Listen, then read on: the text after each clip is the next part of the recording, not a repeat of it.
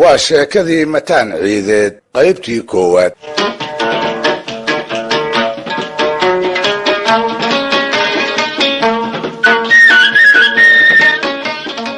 dadka eebbe waa kala caynoo dadka eebbe waa kala dabeecad qallafsan, dabeecad dabacsan, dabeecad macaan, dabeecad qaraar, dabeecad naxariisata, dabeecad aan jixin geyigii la joogaba ninbaa uunka bud ka soo yidhaahda.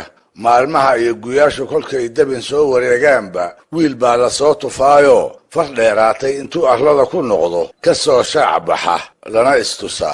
nin baa hanaanka nolosha ee dadka badani ku wada dhaqmaa isaga u cuntami waayaa, markaas buu dhinac uga leexdaa. wax ugu wacanba nin baa fara laga cudubilaysta ku kaca oo waxa uu samaynaayo uu duulba duul u tabiyaa. xigmad oo idil ayaa garaadkiisa laga mayraa, markaas bay samaanta iyo xumaantu ay sooran u noqdaan. isaga oo indha leh ayuu aragga beelaa, kolkaas buu uunku ula ekaadaa yaryarood aan maamuuskiisa mudnayn oo ilmilicsi uu cagta ku marin karaayo. isaga oo dhagale ayuu maqalku ka baalidaa, kolkaas bay waanada waxgaradka iyo tusaalaha waayeelkuba sidii hadaaq carruureed ku soo gaaraan. maroodi aan la hormari karin oo cadhoolo ah ayuu isu qaataa. rag intiisa kaleetana waxay ugu muuqdaan cayayaan marka uu jeeniga saaraayo aanu dareemin, iyaguse dareema. hortiisa iyo ambada uu ku socdo tiigsa mooyaane wuxuu falay iyo abuurtii uu dandareeyey midna dib uma eego.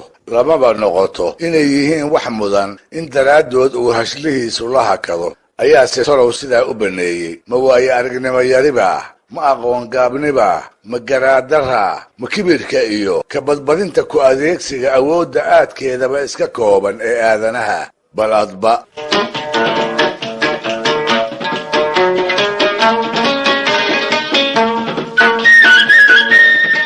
intaasi waa iga gogol dhigasho. waxay hordhac u tahay sheeko ku dhowaad 2 qarni ay soomaalidu isu warinaysay, ayna ila noqotay inaan mooggaan idinku jalbeebiyaa inay habboon tahay. waa sheeko soomaaliyeedoo dadkeedii iyo kuwii goobjoogga u ahaa toonihii aysan maanta adduun kale mooyee adduunkan idinkaga dhaqnayn.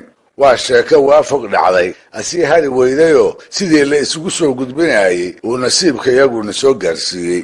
qiyaasta waa bartamihii qarnigii 19aad. geyiga aynu joognaa waa dhulka ciid loo yaqaan oo carrada cas ee furfurka ah ku tilmaaman. ninkii aan aqoon baa loola dan leeyahay waa dhulka gar loo guba uu beri ugu magaca dheeraa ee haddaanan qaldanayn ay maanta qabri daharre magaalada u tahay. dalku waa nabadoo gaala weli cagta ma soo dhigin. saancadda iyo saanmadooba toonihii weli kuma dhex saqaafin. waa la barwaaqaysan yahayoo roobku xilliyada la sugo ma maqnaado. in dhoweyd abaara ma dhicin oo dareenka la qabaa wuxuu ku kooban yahay subagii oo qumbayaasha ka batay iyo xoolihii oo tiro dhaafay, wax celiyana la waayey. geela ayaa halkii loo dhaqaaqaba sariiran. lo-da ayaa balliyada agtooda ka banaaxiy. wegana farda ah oo barbaartimaha deebeeyey ku joogto ayaa la bedri. seenya dhuux iyo dhiinwaalna iyaga carruur iyo dumar mooye nin raga iyo dheef kama jeeqaaqo oo waa ka garanuug.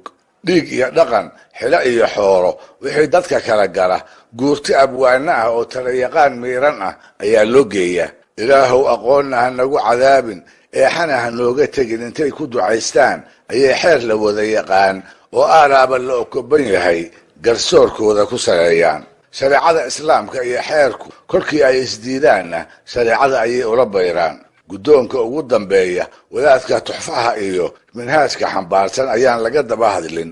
go'aanka geedka shir nin diidaa cambaarow, habaar iyo in la isugu tufaana u dheer, iyo weliba isaga oo gardiid magac ugu yeedho.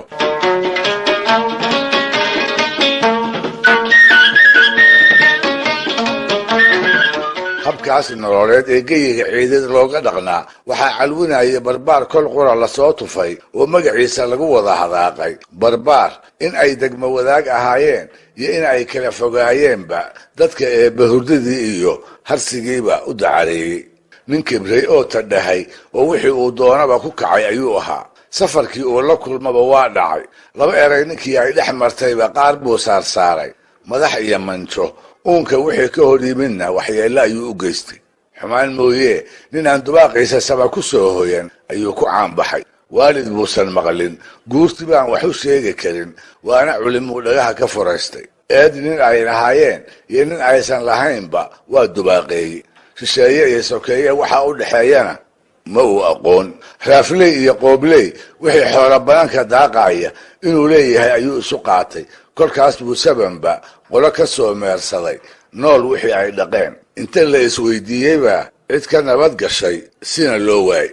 barbaar u babac dhiga ayaa intii muddo ah soo muuqan waayey. markaas buu maskaxda gashaday ilaaha weyne inuu geyiga ciideed iyo dadka deganba isaga ku xudumay. inuu sidaas yeelo welibana uu muddo dheer ku badbaado wixii u suuro geliyey miyaad i weydiin. alla ilahe dow baad su-aasha u leedahay, anigana jawaab baa igu garowday. intaan kuu soo koobo aan idhaahdo horta xoog iyo tiirinimo qabso. marka xiga geesinimo macangegnima weheliso ku labayso. marka saddexaadna waa qoyskii uu ka dhashayoo qaran ahaa.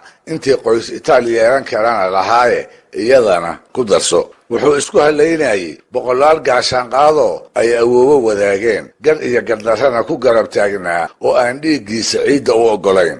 gardarro garba og oo sidii ugu ba'nayd uu ugu adeegtay ayaa ku kaalmaysay inuu muddo madaxa taago oo qaydar qodaxdii uu dadkii agihiisa ku noolaa ku ahaado. tilmaamahaas aan cidina jeclayn talow ninkii lahaa kumuu ahaa.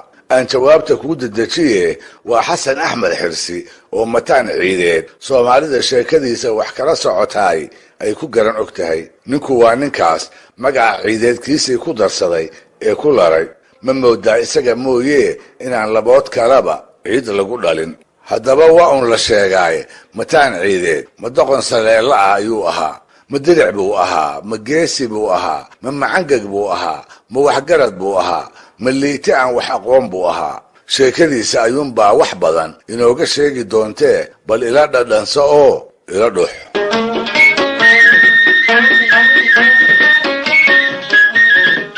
naxariistii janna allaha siiye abwaankii af soomaaliga sheekh maxamed xaaji xuseen oo sheeka xariir loo yiqiin ayaa beri mataan ciideed isaga oo nooga sheekaynaya wuxuu yidhi adeeradii dhowrka ahaa ee mataan waxaa ku jiray waxyaqaan xirri badnaa oo aragti dheeriya harsatay lana odhan jiray axmed maxamed xirsi. saadaal aan habaabin nin looga bartay ayuu ahaa. wuxuu ku jiray raggii guurtida ahaa ee mataan waanadiisa ku oomay. wuxuu ka mid ahaa raggii isku hawlay wiilka iyo uumiyaha inay u kala miciinaan oo kala maadiyaan. asii waxba ka gaari waayey. wuxuu ugu horreeyey garcadaayadii gadaalkii mataan ka quustay oo waana abuur baa ka horraysay inta ugu maahmaahay u saadaaliyey ha dhowaato hase dheeraatee goor ay noqotaba inuu gardarradiisa eedi doono. arrin foolxun kolkuu faraha la galo oo la isku oogaamo ayaa ileenjifo ayuu u ahaaye axmed maxamed loo imanoo lagu odhan axmedow maantana mataan waxaa iyo waxaa ayuu ku kacay. axmed maxamed isaga oo aan isluurin buu odhan xasan mataan wixii eebba ku abuuray weli ma dhicin. weedhaas lama garan jirina waa la garan waaye jire. axmed maxamed baa dhalaal kale loo imanoo inta loo warramo lagu odhan nin baa maanta geedkii shirka iska taagay. dabadeedna xasan mataan baa inta labadii waran isugu qabtay xudunta kaga dhuftayoo duuddheerta kala jebiyey. axmed maxamed wuxuu odhan xasan mataan wixii eebba ku abuuray weli ma dhicin. dhalaar kale ayaa axmed maxamed loo iman. kolkaas baa lagu odhan shirkii buu maanta xasan mataan tegey. dabadeedna jadal buu inta qaatay ninkii ragga ugu mudnaa ama sheekha ahaa siduu ugu garaacayey dubkii kaga murxiyey oo ciidda jiifiyey.